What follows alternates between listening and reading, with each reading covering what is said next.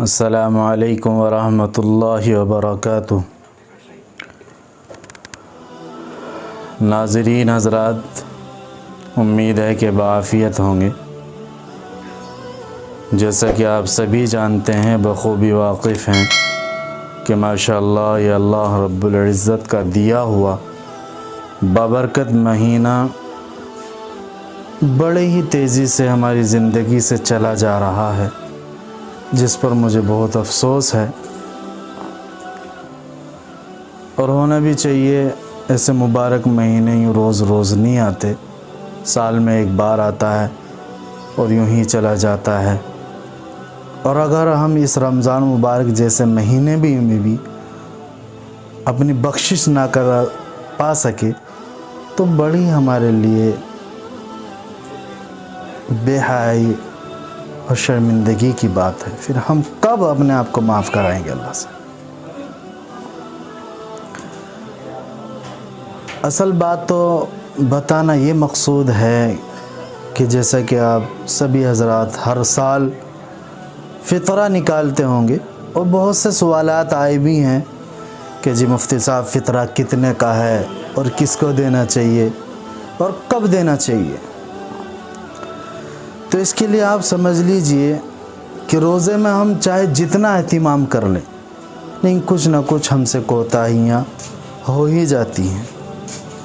کھانے پینے سے تو ہم رک جاتے ہیں، کھانے پینے سے تو رکنا بہت آسان ہے،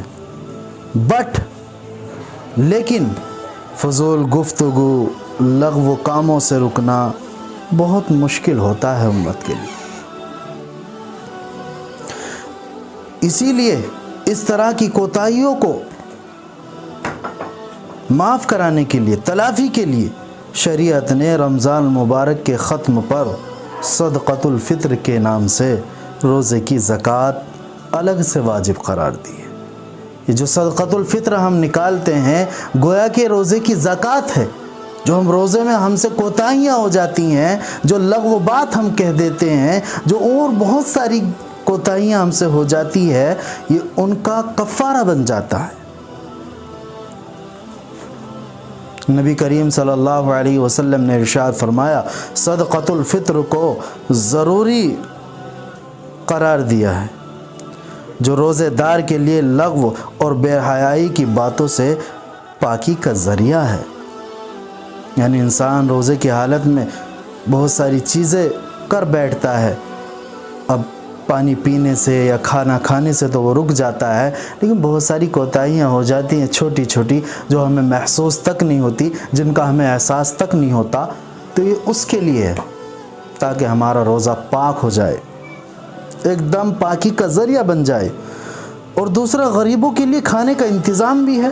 جو شخص اسے عید کی نماز سے پہلے ادا کر دے تو یہ مقبول زکوٰۃ ہوگی روزے کی، یہ مقبول ہوگا آپ کا صدقۃ الفطر۔ اور جو شخص اسے عید کی نماز کے بعد ادا کرے تو یہ عام صدقات میں شمار کیا جائے گا، عام صدقات میں سے ایک صدقہ ہو جائے گا۔ اس روایت سے معلوم ہوا کہ صدقۃ الفطر واجب ہونے کے دو مقصد ہیں۔ اس نبی کریم صلی اللہ علیہ وسلم کی حدیث سے یہ ثابت ہوتا ہے کہ صدقۃ الفطر کے واجب ہونے کے دو مقاصد ہیں، دو پرپز ہیں۔ نمبر ایک تو روزوں کی کوتاہیوں کی تلافی، روزے کی کوتاہیوں کی تلافی، یعنی جو ہم روزے میں بہت سارے لغو باتیں، بہت ساری چیزیں، بہت ساری کوتاہیاں کر بیٹھتے ہیں، ایک تو ان کی تلافی کا مقصد ہو جاتا ہے، اور دوسرا امت کے غریبوں کے لیے عید سے پہلے کھانے پینے اور کپڑے وغیرہ کا انتظام ہو جائے، تاکہ وہ بھی اس روز عید کی خوشیوں میں شریک ہو جائے۔ دوسرا مقصد، جو ہماری امت کے غریب ہیں، جو ہماری امت کے بیچارے نہیں، ان کے پاس پیسے ہیں، جو وہ نہ عید اچھے سے منا سکیں، تو ان کا ایک مقصد یہ بھی ہے تاکہ ان لوگوں کے پاس ان کا حق پہنچ جائیں، ہم انہیں صدقۃ الفطر دے دیں، اور وہ بھی ہماری طرح اچھے سے عید منا سکے، اچھے کپڑے پہن سکے، اچھے کپڑوں کا انتظام کر سکے۔ نبی کریم صلی اللہ علیہ وسلم نے ارشاد فرمایا کہ عید سے پہلے غریبوں پر اتنا خرچ کرو کہ وہ سوال سے بے نیاز ہو جائیں۔ کہ ارے یہ تو اللہ کا دیا ہوا تحفہ ہے، انعام ہے یہ رمضان، ہم اس میں جتنا خرچ کر لیں گے کم ہے۔ واللہ العظیم کل قیامت کے میدان میں ہم سوچیں گے کہ کاش ہم اور خرچ کر دیتے۔ تو اس سے بڑا اپنے اوپر ایک بوجھ نہ سمجھیے، صدقۃ الفطر کو دیجئے، ہاں غریبوں کو دیجئے، اگر آپ کی کوئی رشتہ داری میں ہے سب سے پہلے اس کو دیجئے، وہ نہیں ہے تو جو آپ کے پاس سوال کرنے آئے ہیں، مانگنے آئے ہیں، ان کو دیجئے۔ اپنے پڑوس میں دیکھ لیجئے کسی کو ضرورت تو نہیں ہے، اور چلو آپ یہ نہیں دے سکتے تو کم سے کم پڑوس میں یہ دیکھیے کہ کوئی غریب تو نہیں، اگر وہ صدقہ نہیں لے سکتا تو آپ اس کے گھر میں خوشی پیدا کیجئے، یعنی کہ اسے کچھ ویسے ہی گفٹ دے دیجئے، ہدیہ دے دیجئے، تاکہ وہ بھی خوشی منا سکے عید کے دن، کیونکہ یہ تو ہم سب کے لیے ہے کہ عید کے روز ہم خوشی سے منائیں، اچھے سے منائیں۔ اور صدقۃ الفطر جو ہماری جمعیت علماء ہند نے جو بنایا ہے وہ 40 روپے کا ہے، جو اس سال فکس ہوا ہے گیہوں کے ریٹ کے حساب سے، وہ 40 روپے کا رکھا گیا ہے۔ تو اگر آپ اپنا صدقۃ الفطر نکالتے ہیں، فطرہ نکالتے ہیں اپنا، تو وہ 40 روپے کا نکالیے، اور عید کی نماز سے پہلے اپنا فطرہ ادا کر دیجئے، یہ بھی بہت ضروری ہے۔ اس کے بعد فطرہ نہیں مانا جاتا، اس کے بعد صدقہ مانا جاتا ہے وہ ایک طرح سے۔ اور اسی طریقے سے ایک اغلاط العوام میں سے یہ ہے، یعنی لوگوں کی غلطیاں ہیں، ایک رسم ہے کہ قرآن کا صدقہ نکال دیں، قرآن کا فطرہ نکالتے ہیں۔ اللہ اکبر، ایسا کچھ نہیں ہے حدیث میں نہ قرآن میں۔ آپ قرآن کا صدقہ نکال سکتے ہیں، فطرہ اس کا ادا کر سکتے ہیں، آپ کی اتنی حیثیت ہے، اگر آپ چاہتے ہیں تو اسے پڑھیے، گھر میں رکھے ہوا قرآن کو زیادہ سے زیادہ پڑھیے، اس کا فطرہ ادا کرنے کا کیا مقصد ہے آپ کا؟ ایسا نہیں ہوتا بھائی، یہ غلط ہے، یہ اغلاط العوام میں سے ہے، اس سے آپ پرہیز کریں، اجتناب کریں، اس سے بچیں۔